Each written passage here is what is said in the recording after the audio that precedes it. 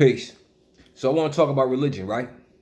Because in our community, religion is looked at as a bad thing because it's believed that if you're dealing with religion, you are under the control of the European or so on and so forth, or you're under the control of the Arabs or whatever, the Jews, whatever. You know what I'm saying? But I seem to differ with that statement because I have an understanding of religion from a different perspective. Now, when we take the word religion, right, and we look up the word in the dictionary, the word religion means the belief, the worship of a superhuman controlling power, a superhuman power that controls all things, especially a personal God or personal gods. You know what I'm saying? Also, religion could be considered a particular system of faith and worship, right? So, with that being stated, from that perspective, right, religion has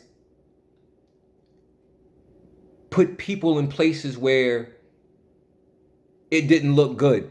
The outcome of dealing with religion didn't look good. Number one, the problem with it is because a lot of times when you're dealing with religion, you're also dealing with personalities and people. And most religions have people who lead or who sit in place, in positions. So it is up to the person who's in these particular religions to do their due diligence, to study, to research, to check behind what they're being taught and so on and so forth, to do their own diligence and studies and things of that nature, because nobody actually can save you. You understand what I'm saying? And when you think about the science of what religion is, you see that religion is also, it can be a tool of control because many people don't actually even know their own religion. They go to church, they go to the whatever, they follow traditional rules and regulations, and they follow the traditional rules of the family, the rules and the regulations. My mother is a Christian, my father's a Christian, so I'm a Christian. My grandfather was a Mason, my great grandfather, blah blah blah, so I'm one. Right? But everything, just because it's a tradition, don't mean that it's proper or it's right and exact just because it's a tradition, right? So what I'm saying is that we have to re-examine religion because it seems to me amongst our people there seems to be a degree of atheism, as if there is no creator, things of that nature. Well, I did just mention in the definition of religion, the belief or worship of a superhuman controlling power. You know what I'm saying? A god or a personal gods. You know what I'm saying? But the thing is this, a lot of times with that definition, that controlling power, that superhuman controlling power that one worships or have belief in is usually taught to be outside of themselves. This is where religion falls faulty. You understand what I'm saying? Because see, that worshiping of that particular superhuman god or that particular deity is taught to those in religion, in most religions, that it is outside of thee. It is somewhere else. You understand what I'm saying? And man has to find it. You know what I mean? In a sense, that's true in another way, but it's somewhere else, right?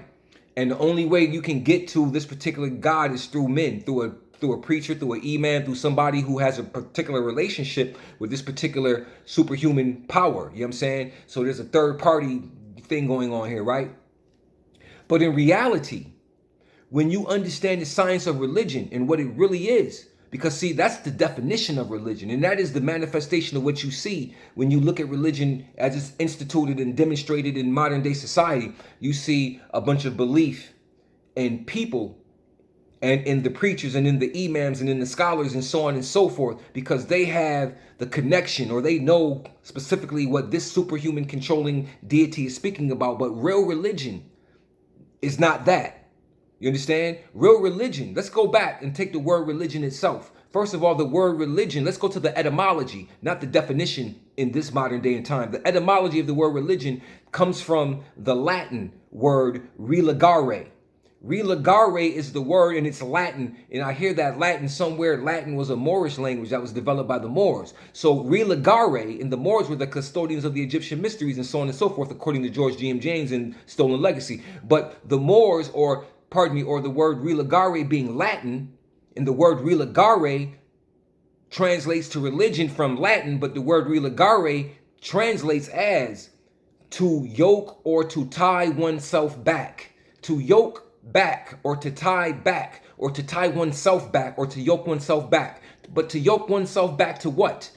To yoke oneself back to one's own self, to the Allah within. The Prophet taught that masterminds can trace themselves back, thus they know. You understand? That they can go back into the land of fleshless things and trace themselves back. And thus they know. Plus, when man knows, he knows that he is no different from his ancient forefathers and foremothers, that he is without a doubt of a contradiction them. You see what I'm saying? And this is the science of true religion. It is to tie oneself back to its source of origin, which is Allah Ta'ala, which resides where? Not outside of man, but within man. And even certain schools of thought, these sacred, these sacred orders inside of these different schools of thought know this degree. They don't teach it to the public, but they know that man and the creator is one.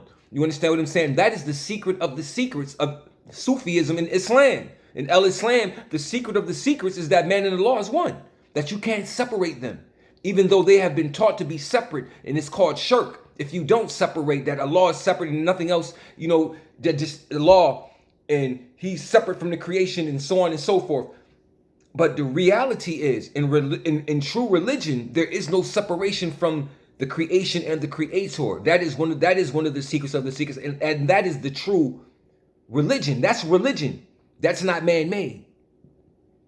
See, the Latin meaning or the Latin etymology to tie oneself back, to yoke oneself back, is the same degree that the Prophet Noble Drew Ali was teaching you. He was teaching you the true economy of religion when he said, man, know thyself. See, man, know thyself is tying one back, yoking oneself back, not only to your divine creed and your creator, but to your ancient forefathers' divine creed and principles as well. Tying yourself back, yoking yourself back. You understand what I mean? And this has nothing to do with being a man-made system or a belief system that is man-made. That is something else. That is religion. But that is another lower frequency aspect of the idea of a definition of religion, which was used to specifically control and oppress people. That ideal of religion is a military weapon. You understand what I'm saying? It's a military-based weapon. But true religion is man knowing thyself and man tying himself back to his source, to his divine source, which is found within thee, not outside of self. See, true religion teaches you where to find your creator. You know what I'm saying?